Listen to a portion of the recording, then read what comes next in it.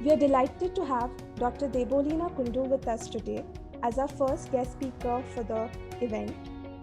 Professor Kundu has over 20 years of professional experience in the field of development studies and has a special focus on urban development, governance, and exclusion. In her vast experience, she has worked as a consultant with various international organizations like the Asian Development Bank, London School of Economics, IIDS, UNDP, UNESCAP, GIZ, Urban Institute, Washington, etc. She holds the Hudko Chair at National Institute of Urban Affairs. She is also the co-investigator for the study on sustainable, healthy, learning cities and neighborhoods, India, funded by the Global Challenges Research Fund via UK Research and Innovation. Previously, she was in charge of reform appraisal of JNURL and coordinated projects on doing business in Indian cities, migration and housing, and slum rehabilitation. She has also prepared socio-economic profiles of smart cities and Amrit Mission for ADB. She is the editor of the journal Environment and Urbanization Asia and also serves as a member of the 5th Delhi Finance Commission along with various working groups and committees. I now welcome Dr. Kundu to join the session.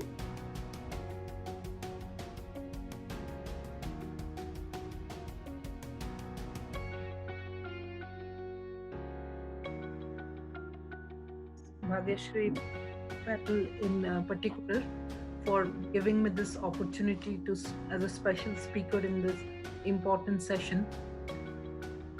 Thank you, ma'am. Am I audible? Yes, ma'am, you're audible. Okay.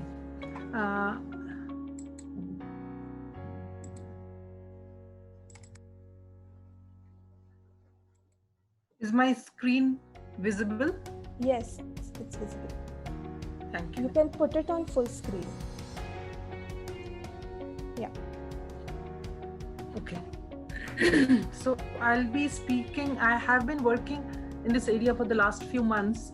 We did a survey of slum dwellers across 12 cities over telephone, 100 households in each city, mostly the million plus ones, to see what has been the impact of the pandemic and the lockdown on the urban labor market in particular, but also the overall scenario with regards to the health scenario as well as the overall economic scenario. But I'm not going to make a presentation on that. I will speak basically on the overall what is coming out of the data, the PLFS round and other sets of data, and try to link with the current scenario. So as we all know, cities are now emerging as hotspots of COVID-19. The pandemic has aggravated the existing inequality and affected informal workers and urban migrants. So here I would like to make a point that it's not that what we are seeing today over what we are reading in the newspapers or what we are watching in the news or the television is a new thing. It was there. This vulnerability and this social divide was there. But the only thing is that we were not aware to the extent we are aware now. And the entire thing has really impacted the lives and livelihoods which are severely affected due to the lockdown, which had been. Just now people are trying to revive. And millions of migrants have returned to their native places, and there is an urgent need to understand the impact of the pandemic and the lockdown, and also devise strategies to improve the condition of the vulnerable. So I would just like to draw your attention to the employment scenario in urban India in the pre-COVID period. What we find is, when we look at the work participation rate among the 15 to 59 years age group, which is the working age group, we find there has been a decline since 2004-5, and the decline has been sharper in rural areas, especially among the rural women, and till date urban women has the lowest WPR among all. Unemployment, as you all know, unemployment rates have been increasing, and there has been a sharp rise in unemployment among males both in rural and urban areas. However, unemployment rate among urban males was very high at 5.9% in 2017-18, which is the latest round of the NSSO PLFS data. When we look at the unemployment rate by literacy, we find even among graduates and those who have some degree of technical education, unemployment rates are still high, which really means that the job market is not that robust to really absorb the educated and the skilled workforce in the country. There is a need for skilling, but even those who are skilled, they do not have access to proper jobs. We also find a changing composition of employment in urban areas. There are a few good things happening. Number one, the share of regular employment has increased between 2004-5 to 17-18, and there has been a decline in the share of casual wage employment and also own account workers and unpaid family labor. We find a very precarious employment scenario for the low-income workers. If you look at this chart, what do we find? This I have tried to analyze by the 5 income quintiles. So we find that this is again the PLFS data 2017-18. We find casual wage employment is the highest in the lowest category, and as we go to the higher income classes, we find that the share of casual workers decline, whereas share of regular employment increases. And both own account workers and unpaid family also declines in the higher quintile classes. Most of you must be knowing that we in India is characterized by the presence of the informal sector, both in terms of housing and in the labor market. Also, we find there is a 90% or more of the employment is in the nature of informal employment. What does this mean? It means that job protection, job and social security benefits, which we find in the formal sector for the regular salaried employed workers, is not there under this, or if something is there, that's not very stable. And they are basically for own account workers, unpaid family labor, and also casual wage laborers. If we look at this share by the income categories, what do we find? That again, in the lower income brackets, we find higher share of the informal sector workers. Now I'll briefly touch upon the impact of COVID-19 on the labor market. We are aware that on March 22nd, the Janata Curfew was announced by the Prime Minister, followed which on the 24th of March, the nationwide strict lockdown happened, and that continued until 30th of May, after which unlocking started, relaxation happened except the containment zones. And in this period of April, May and June, April and May basically, the industrial sector or the entire economy really faced a severe shutdown, because of which many of the migrant workers had to return to their home, either to the native towns or to the villages. So what has been the economic impact of the lockdown? If you look at, as I mentioned, their impact has been both on the supply side as well as on the demand side. Labor supply shocks due to closure of factories or all working places. COVID-19 induced mortality and morbidity, again induced shrinkage in employment, and that altogether resulted in disruption of the supply chain linkages. On the demand side, we find there has been a reduction in consumption demand due to wage loss or income loss. There has been reduced investment demand due to uncertainty, and again reduced consumption demand for non-essential goods. And various studies which happened in the last few months in the country, which has been basically carried out by NCER. They carried out 3 rounds of survey. NIUA, Azim Premji University, and other academic institutions have also shown that there has been massive job loss and reduction in the existing income of most of the workers.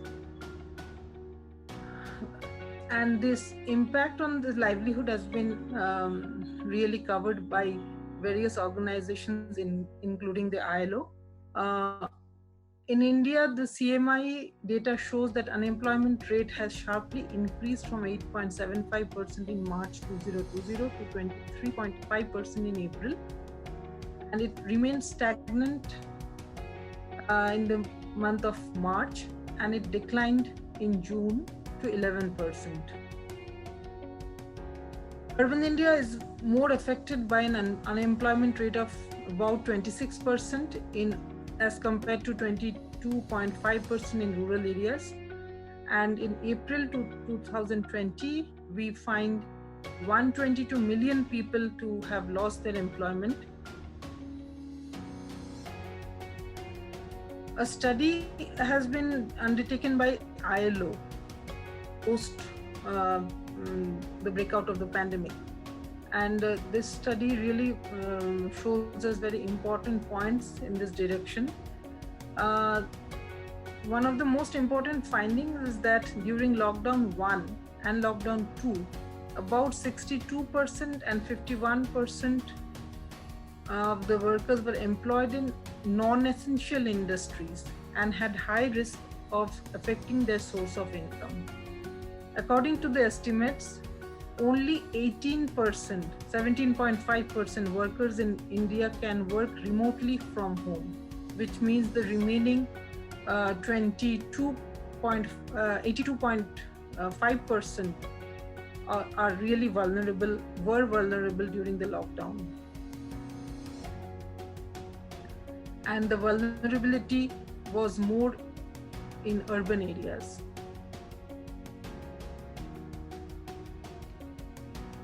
Again, the impact of the lockdown, as I mentioned, was higher in urban areas compared to rural areas. The finding is supported by micro-level studies. And during lockdown 1, 42% of the urban workforce was at high risk of job loss, which came down to 34% in lockdown 2. The industries which were highly impacted by both the lockdowns was basically manufacturing, hotel, wholesale trade, and arts and entertainment.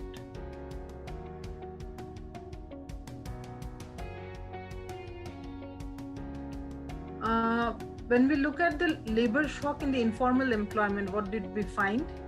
That 57.8 million informal workers were affected in urban areas during lockdown 1, and 46.3 million informal workers were affected during lockdown 2. And the impact was higher among the urban females compared to urban males.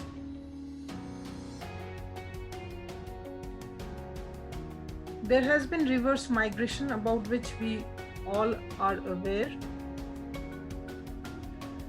But one point I would like to make over here is that when we talk about the migrants, they are basically a heterogeneous group.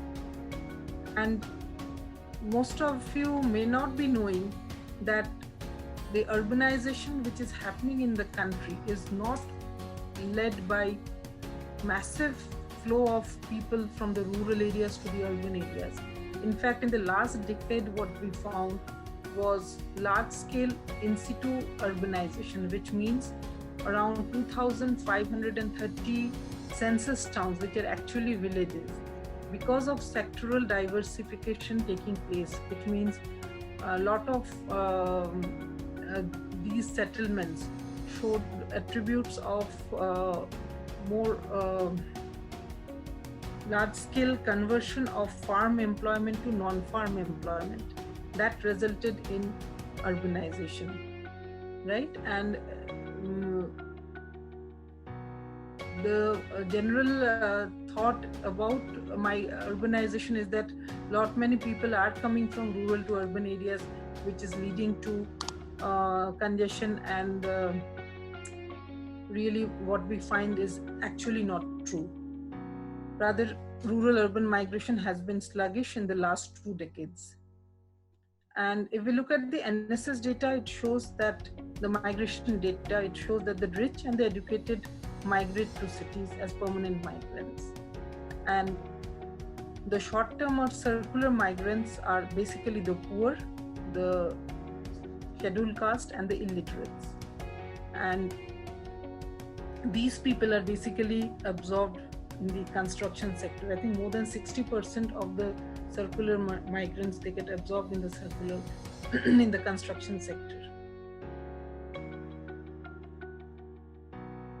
The 2011 census data shows that the short-term or circular migrants to be around 200 million, and the rural-urban stream is 66%. Circular migration is dominated basically by men, and they are hired by contractors. There has been various estimates of the exodus of migrants from the urban areas back to the rural areas. The figures vary between 40 million to 140 million. We do not have the exact figures just now, but these are all estimates.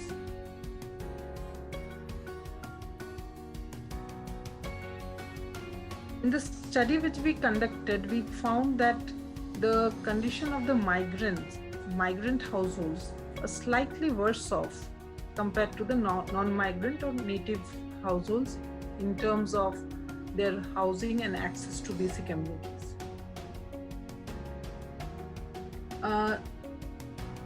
The impact on the urban migrants, as carried out by the research from Azim Premji's study, showed that 81% of the migrants reported loss of employment compared to 64% of non-migrants. Of 83% of urban migrants consumed less food, 70% of urban migrants reported that they have not enough money to buy next week's essentials, and 88% of urban migrants lack money to pay the next month's rent. I think the inability to pay rent was one of the major reasons why most of the people had to walk back hundreds and thousands of kilometers to their native villages. Now I come to the skill training section. I think I'm just moving from one to the other because I need to cover a few more aspects.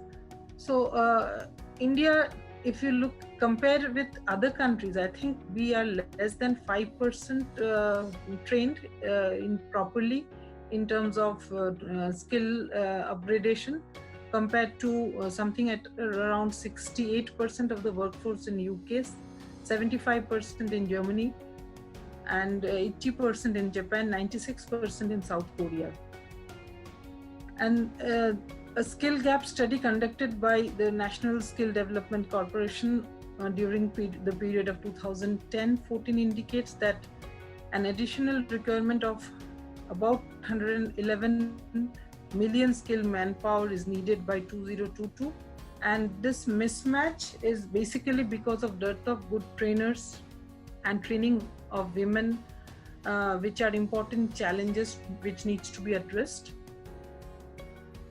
I also tried to look at this data of vocational training and imparted, where I found that formal training and vocational training has been really very less in both in rural and urban areas. Urban areas perform slightly better, but it's all less than 20% of the total workforce who have been trained in the last 10 years. We have the Skill India mission, which aims to train 40 crore people by 2022. And there are several initiatives like the National Skill Development Mission, National Policy for Skill Development and Entrepreneurship 2015, Pradhan Mantri Kaushal Vikas Yojana, and the Skill Loan Scheme. And here I would like to really stress upon this point that the corporate social responsibility really assumes a significant role just now. If it claims to be a self-regulating business model that helps a company to be socially accountable to itself, to its stakeholders and the public.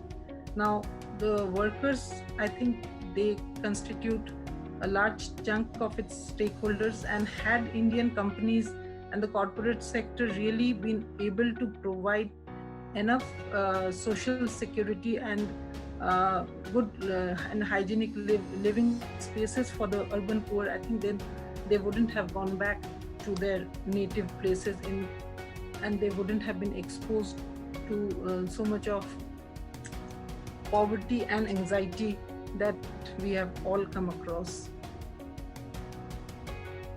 The CSR grants have been increasing over the years, and I tried to plot over here between 2014, 15 and 18, 19. There has been an upward trend, although in between there was a flattening of the curve. And if one looks at the composition of the CSR grants, one finds that again, livelihood and vocational training, which was 5.5% in 14-15, it has increased to just 8.6%. I think here the corporate sector really needs to invest. It has been investing quite a bit on education, but that needs to also cover more on livelihood and vocational training. The pandemic has really thrown up new sectors of job. I think there are possibilities of if the rural migrants, they really come back to the urban areas. I think healthcare is one sector where these people could be trained. Manufacturing of masks, I think that could be taken up by the SHGs in most of the slums and low income areas where these people live. The factory sector, I think there's a lot of demand just now for the sanitizers, where pharmaceuticals are also in great demand. The gig economy through the online retail could also be revived. Sanitation workers in most of the cities, I think they also need to play a greater role. And horticulture and food processing, I think that's an important area where both farm and non-farm employment could be created, and where semi-skilled workers would be needed, and a certain section of the skilled workers, of course, would play a great role. And this would be basically in the rural and peri-urban areas, where if these areas could be really taken care of, I think this large-scale exodus of people will not happen if such pandemics recur in the future. The Ministry of Housing and Urban Affairs does have a program called National Urban Livelihood Mission. And I was part of the advisory group for this mission for the last few years, where I did not find much traction in terms of its activities. I think this is one area which really needs to be strengthened across the country, where capacities need to be built of the self-help groups, and through them the people living in the small towns and intermediate cities. I think their skill training and employment generation is one of the most important areas, in addition to the scheme for the shelter for urban homeless and also the street vendors. One important thing on which the ministry has been working is the promotion of onboarding of high quality products of the self-help groups on e-commerce portals, with the objective to provide wider market access and enable income augmentation through tie-up with Amazon and Flipkart. So instead of doing this, if we could really create some indigenous e-commerce vendors, I think that could have strengthened the Prime Minister's Atmanirbhar Bharat initiative. Instead of going to international brands, why can't the country really have something indigenous to take the products from the rural areas to the urban households? And also provide training to the migrants for construction of affordable rental housing complexes, which has been recently again announced by the Prime Minister, and this is the 5th vertical of the Pradhan Mantri Awas Yojana. So I'll come to my last slide, where from various studies we have come to the conclusion that a new class of new poor is emerging very rapidly, and there are concerns of this vulnerable class needs to be addressed urgently. The migrants need housing security and good quality housing with access to individual water connections, bathrooms and toilet facilities.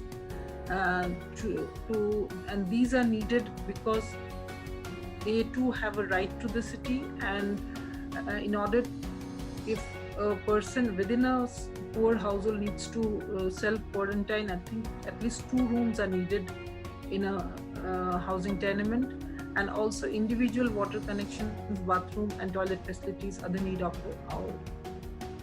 So for this, there needs to be an overhauling of the informal settlements along with creation of rental accommodations for the migrants, and this would in turn lead to new demand for the construction workers. And there are just now various missions under various ministries working in for skill development and job creation. I think that should be more convergence between them.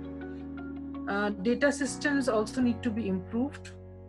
Intermediate towns which are between the rural and urban areas, I think that those need to be promoted to develop a seamless urban-rural continuum, and we should stop thinking about rural and urban as binaries.